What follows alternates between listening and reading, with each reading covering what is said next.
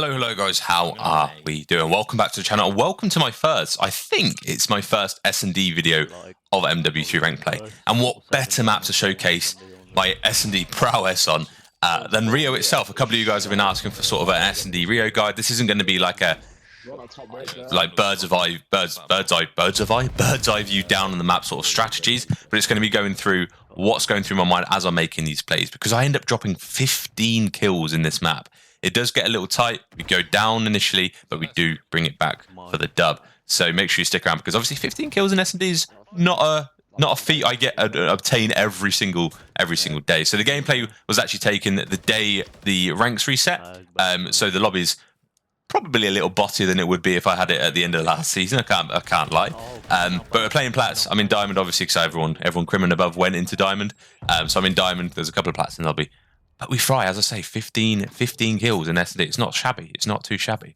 Before we get into it, however, I just wanted to say, I haven't done this enough, to be honest. A huge, absolutely mahoosive thank you to the support on the channel recently. We hit 5k subs at the end of last year, and I had a little internal target of 10k subs by the end of this year. But we've actually managed to obtain 8k subs already, and it's just middle of Feb. So you guys have been absolutely amazing. I appreciate you all, and yeah, keep it coming. I'm loving it. Thank you so much.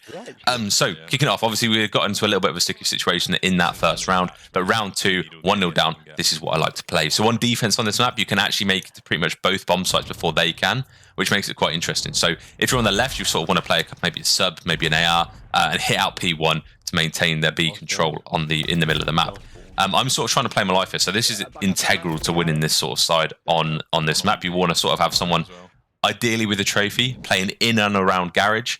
You can get a little bit more aggressive and push up right to the bomb if you want to underneath the plat, which I think I do later on in the video. But really, you want someone who's here, getting the info, seeing, okay, communicating to the team, okay, there's 2 here, there's 3 here, and that will enable them to maybe flank, play their time. So at the moment, I have no clue where they are on the bomb. So they could be in the garage, they could be literally around the corner. So I really played a little bit passively there. They planted the bomb. I then checked immediately to see for info, because realistically the guy is either going to go, I need to know where that bomb planter is. There's one guy I know where he is on the map, and it was the guy on the bomb. As soon as he planted, I peeked, I saw, and what goes through my mind in that moment is, if I see him run to the left or run up, at least I have info on him. If I don't see him run to the left or go up to the street, I know he's lingering around the garage somewhere, so I need to be a little bit careful. So getting that initial info on the one guy I did have info for, the guy who planted the bomb, was huge there. But I managed to get 2 at the end. This guy, I don't know who he thought he was challenging, to be honest, but he ego-chowed me from boxes.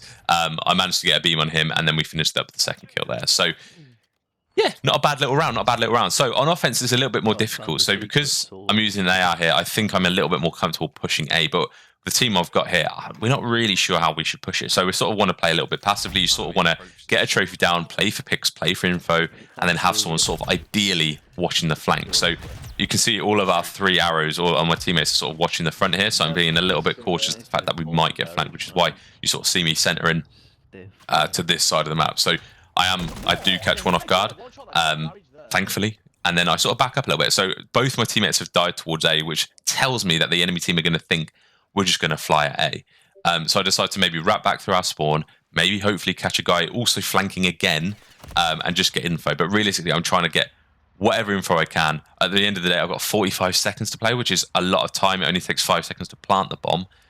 So I'm doing all I can just to ensure that, we know where people are, and my teammate actually gets a massive kill there. So I decided to smoke up bottom bridge more as a distraction than anything. I want them to think we're going B, apologies. And my teammates listened to me. I pinged the bomb, and managed to get my teammate straight. Unfortunately, I didn't get that kill earlier, but hey, it is what it is.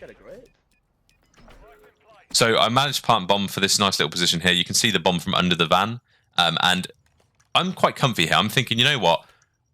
If he comes behind me, I'm going to hear the doors, so I can hopefully spin on him, and then I can just check the front. So I go to check it, just like that, and he gets the best, or she gets the best timing in the world. That new hip fire buff for these guns obviously did wonders for some of these guys. So yeah, he initially defuses the bomb, but my strat there was sort of solid.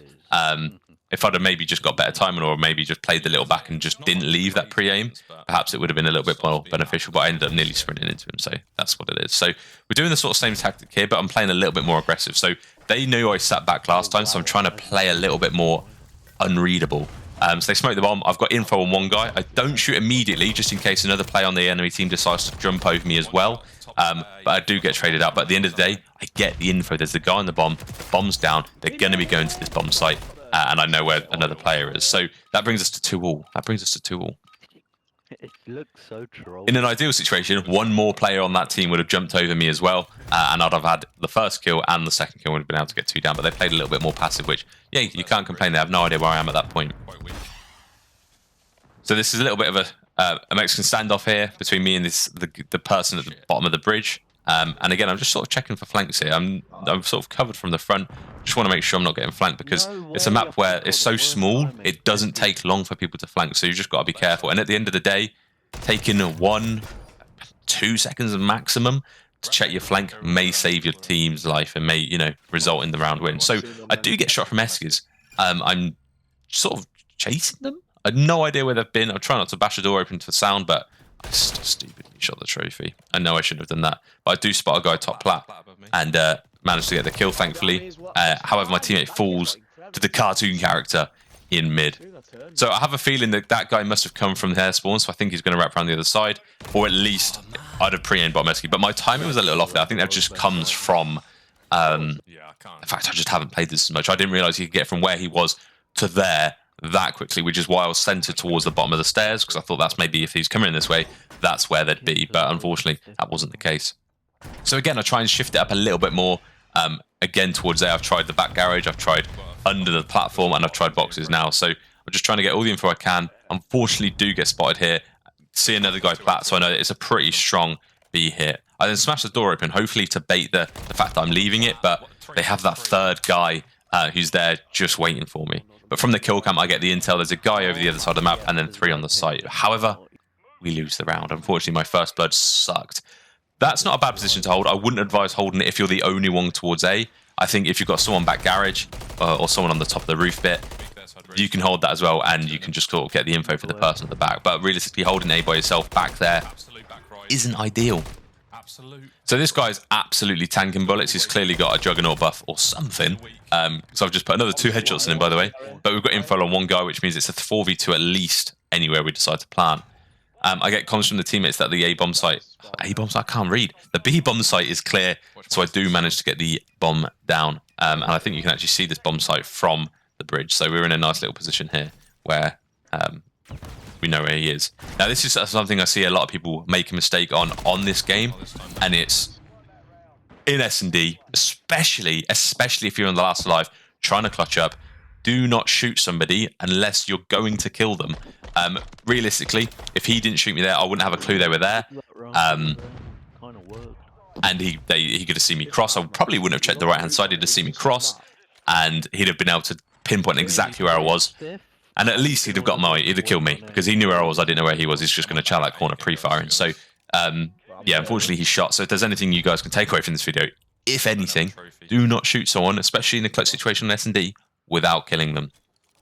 So after the first few rounds on defense, I communicate to my team that they do like to send their weight towards A, similar to what we do. So we've got a little bit more manpower this side. I get stunned and naded, so I'm expecting a push, but they do not do so. So we've actually got a decent amount of A control here. It's quite easy to take this from this side. And we saw one scurry back into their spawn, but my teammate gets a good amount of info on it. 2 guys here, so I know there's a guy on my left, I know there's a guy close. Managed to finesse this guy, and then I don't know where that guy was shooting. But he got absolutely world-starred, by the way.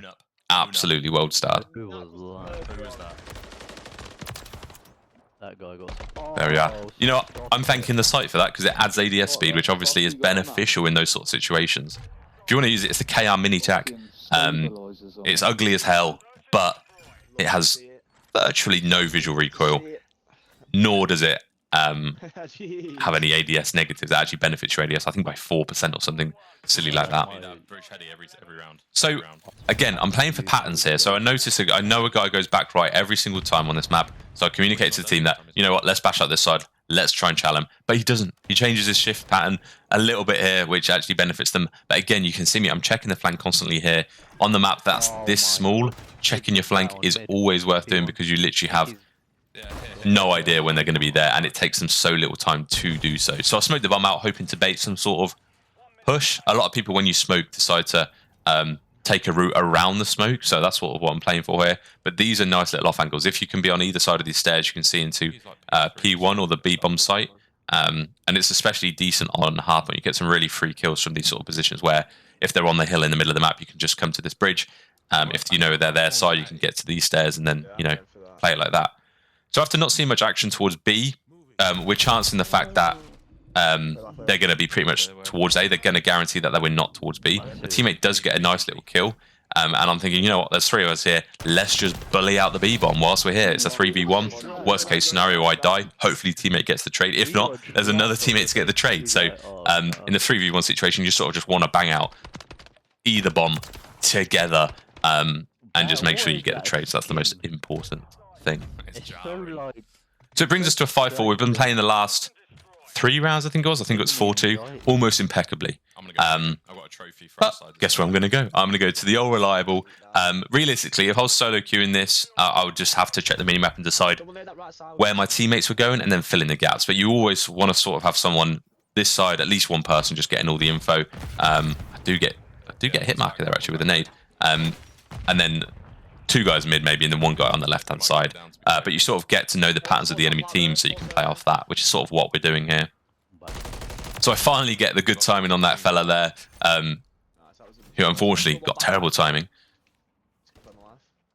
So I try and take a nice little off angle just here to check the top of the truck. Nice. Got the guy back right. It's a 4v2. This should be in the bag now, but I'm just waiting to see this guy challenges me. He does, for whatever reason. And that's the 15 kills. I think the teammate then gets the final kill here.